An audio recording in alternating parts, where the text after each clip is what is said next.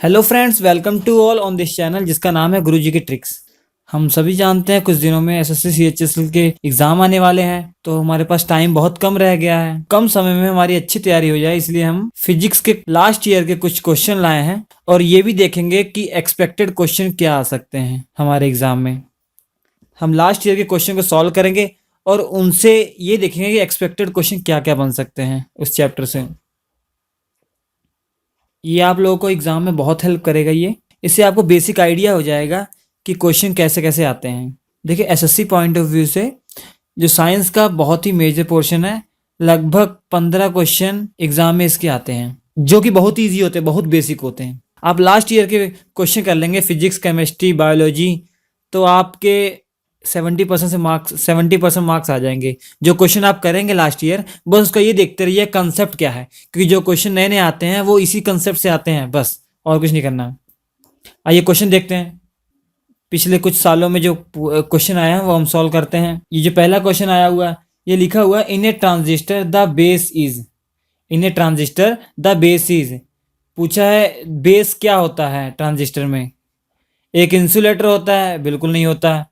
एक conductor for low resistance? बिल्कुल नहीं होता। एक conductor of A high resistance? बिल्कुल नहीं होता। वो तो सेमीकंडक्टर होता है। तो एन एक्सटेंसिक सेमीकंडक्टर ये होता है। एक्सटेंसिक का मतलब होता है इम्प्योर, कि प्योर नहीं है, अशुद्ध। देखिए, सबसे पहले देखिए, ट्रांजिस्टर क्या होता है? ट्रांजिस्टर में 3 semiconductor junction back to back लगे होते हैं। 3 सेमीकंडक्टर होते हैं। ये पी एन पी भी हो सकता है और एन पी एन भी हो सकता है। पी एन पी, पी का मतलब पी टाइप सेमीकंडक्टर, एन का मतलब एन टाइप सेमीकंडक्टर। तो पी टाइप सेमीकंडक्टर मतलब जिसमें होल्स मेजोरिटी में होते हैं। एन टाइप सेमीकंडक्टर मतलब इलेक्ट्रॉन्स मेजोरिटी में होते हैं। 2 टाइप के सेमीकंडक्टर होते हैं, एक पीएनपी और एनपीएन। ये वाला साइड इसे एमीटर कहते हैं, बीच वाले साइड को बेस कहते हैं और लास्ट वाला साइड कलेक्टर कहलाता है। सबसे बड़ा साइज कलेक्टर का होता है। साइज की अगर बात करें तो कलेक्टर का साइज सबसे बड़ा होता है, एमीटर का उसके बाद होता है और बेस का उसके बाद होता है। बेस का सबसे छोटा होता है साइज। और ये तीनों ही सेमीकंडक्टर जो होते हैं वो इम्प्योर होते हैं। सेमीकंडक्टर 2 प्रकार के होते हैं, प्योर और इम्प्योर। प्योर मतलब कि उसमें कोई भी अशुद्धि नहीं होती। जितने होल होंगे उसमें, नंबर ऑफ होल, उतने ही क्या होंगे, नंबर ऑफ इलेक्ट्रॉन होंगे। तो ये प्योर सेमीकंडक्टर होता है। इंट्रेंसिक भी इसको बोलते हैं, इंट्रेंसिक सेमीकंडक्टर। और एक्सट्रेंसिक सेमीकंडक्टर मतलब वो इम्प्योर होता है। वो तो या पी टाइप का होगा या एन टाइप के होगा।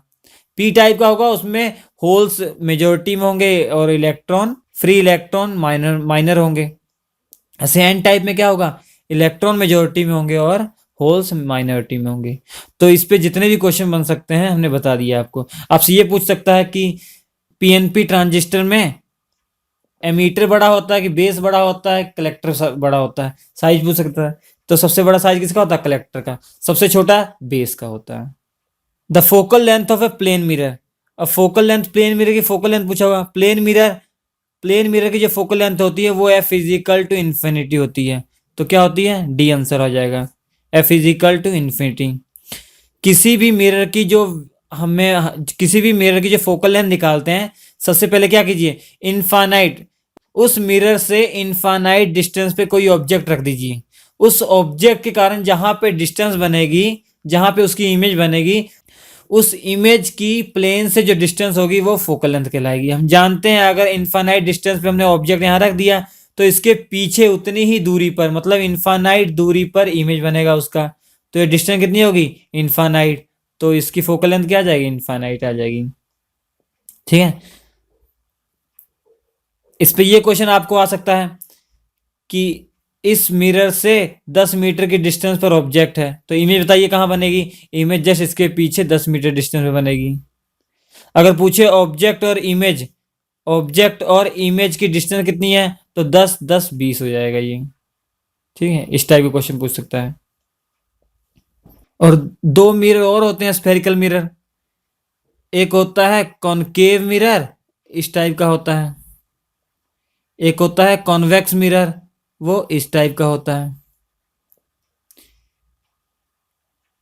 इनके लिए फॉर्मूला होता है 1/u plus 1/v is equal to 1/f। U क्या होती है, इसके ये वाला इसका पॉइंट पोल कहलाता है।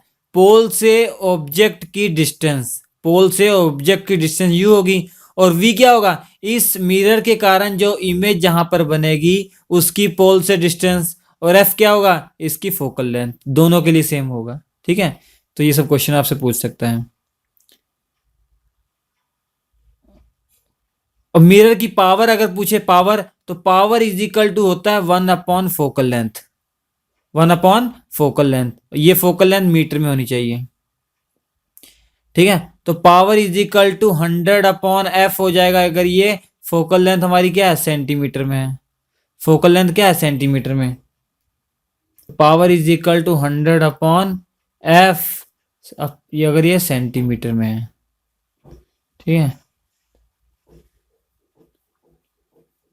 चलिए नेक्स्ट देखते हैं। देखिए क्या कह रहा है, fat can be separated from milk in A cream separator because of. देखो ये कह रहा है कि मिल्क और फैट ये आपस में अलग कैसे हो जाते हैं। ये बहुत ही ईजी है, ये सेंट्रीफ्यूगल फोर्स के कारण। हम जानते हैं सेंट्रीफ्यूगल फोर्स क्या होता है, जब कोई भी पार्टिकल किसी एक्सिस के अलोंग सर्कुलर पाथ पे घूमता है, किसी एक्सिस के अलोंग सर्कुलर पाथ पे घूमता है, तो सेंटर से दूर की ओर एक फोर्स लगता है जिसे कहते हैं सेंट्रीफ्यूगल फोर्स। और सेंटर की ओर एक फोर्स लगता है उसे कहते हैं सेंट्रीपिटल फोर्स। ये सेंट्रीफ्यूगल है और ये सेंट्रीपिटल दोनों ही सेम होते हैं। दोनों का मैग्नीट्यूड क्या होता है, सेम होता है, बस डायरेक्शन अलग अलग होती है। अब जैसे एक गिलास है, इसमें दूध भी है और क्रीम भी है। हम जानते हैं क्रीम का जो होगा वो वेट ज्यादा होगा, और जो सेंट्रीफ्यूगल फोर्स होता है वो होता है mv²/r, mv²/r। क्रीम का जो वेट होगा, मास ज्यादा होगा, और वेलोसिटी दोनों की सेम है, वेलोसिटी सेम वेलोसिटी से घूम रहे हैं। मास ज्यादा होने की वजह से क्या होगा, ये फोर्स इस पे ज्यादा लगेगा, ये सेंट्रीफ्यूगल फोर्स ज्यादा लगेगा। तो सेंट्रीफ्यूगल फोर्स ज्यादा लगेगा तो ये बाहर की ओर जल्दी चला जाएगा, तो सारी क्रीम क्या हो जाएगी, इसके आसपास लग जाएगी। तो ये सब अलग हो जाएगा इसी, ठीक है। चलिए तो फॉर्मूला क्या आ जाएगा सेंट्रीफ्यूगल का, सेंट्रीफ्यूगल का फॉर्मूला होता है mv²/r। m क्या होता है, वो मास जो सर्कुलर पाथ पे घूम रहा है, वो मास जो सर्कुलर पाथ पे घूम रहा है। v क्या होता है, उसकी वेलोसिटी, जिस वेलोसिटी से घूम रहा है। और r क्या होता है, उस सर्कल का रेडियस जिस सर्कल के सर्कुलर पाथ पर ये घूम रहा है।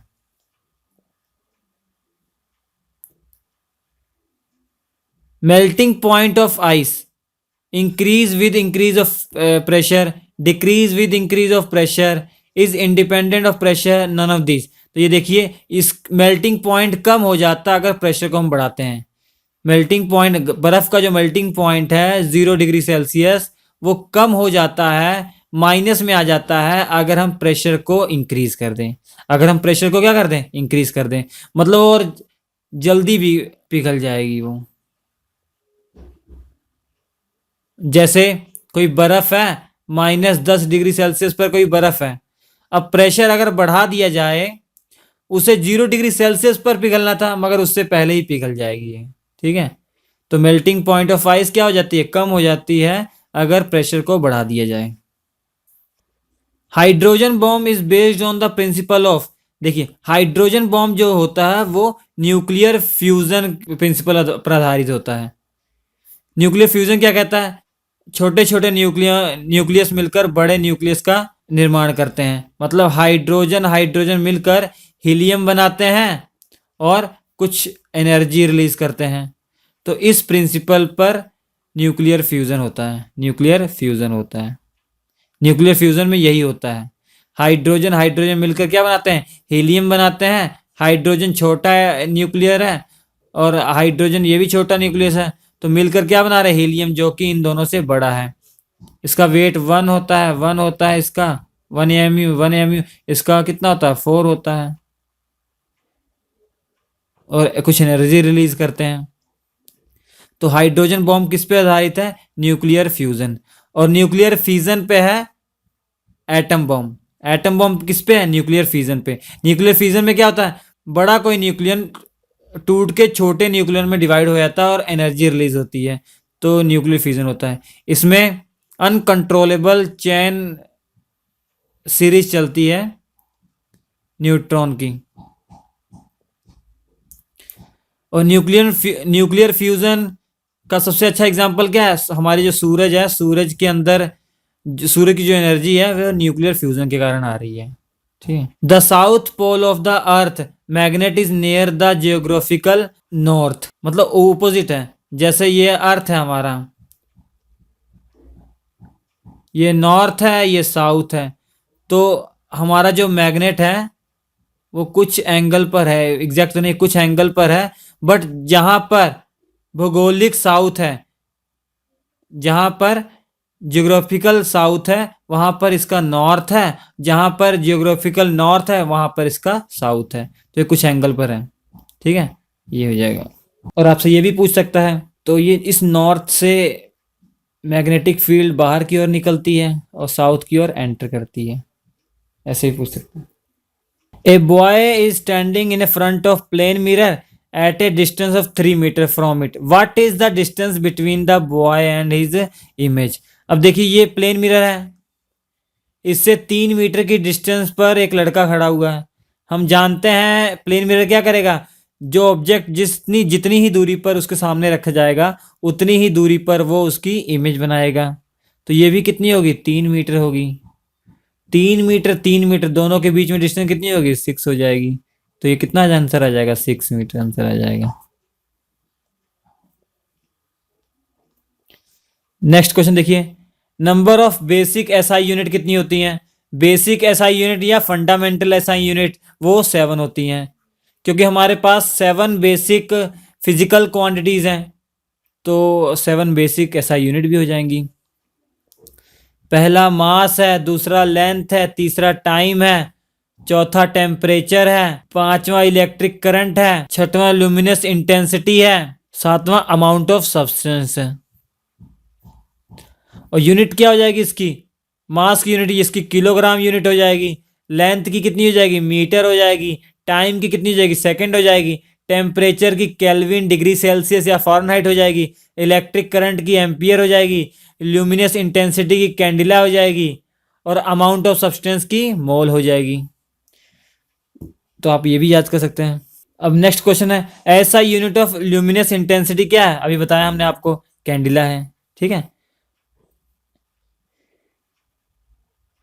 Energy is continuously generated in the sun due to, ये अभी बताया था हमने, न्यूक्लियर फ्यूजन के कारण। और न्यूक्लियर फ्यूजन के कारण क्या होता है? न्यूक्लियर फ्यूजन के कारण क्या होता है? Atom bomb.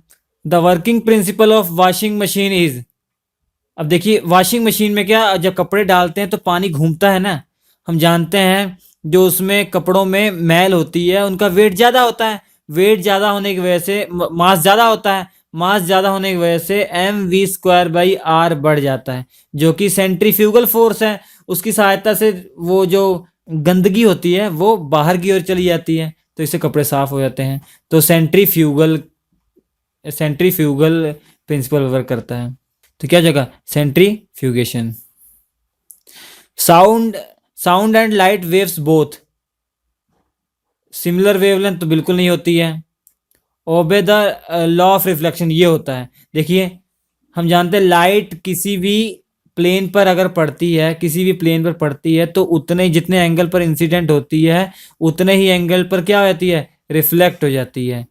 ये लाइट के लिए, और साउंड के लिए भी सेम है। अगर लाइट जितने एंगल पर आएगी उतने एंगल पे क्या होगी? रिफ्लेक्ट हो जाएगी। तो obey the law of reflection ये हो जाएगा। कह रहा है in an electric motor the energy transformation is from, हम जानते हैं इलेक्ट्रिक मोटर में क्या करता है, वो इलेक्ट्रिक एनर्जी लेता है और आउटपुट क्या देता है? मैकेनिकल एनर्जी, मैकेनिकल वर्क करता है। तो ये क्या हो जाएगा? Electrical to mechanical. ठीक है, इलेक्ट्रिकल एनर्जी क्या कर रहा है? मैकेनिकल एनर्जी में चेंज करता है। देखिए इंपॉर्टेंट क्वेश्चन है, decibel is the unit of, ये डेसिबल जो होती है ये इंटेंसिटी ऑफ साउंड को मेजर करने में होता है। जैसे बोलते हैं नहीं कि जैसे माइक में आवाज़ आ रही है 10 dB है, 5 dB, तो जो डेसिबल होता है वो इंटेंसिटी ऑफ साउंड की यूनिट है।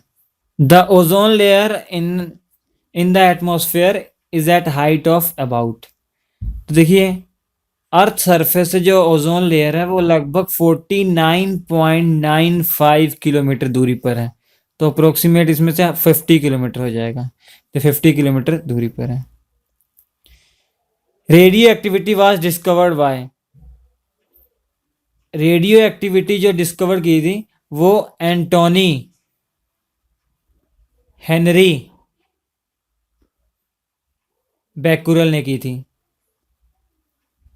तो ये आ जाएगा आंसर, सी ऑप्शन आ जाएगा, एंटोनी हेनरी बैकुरल ने की थी।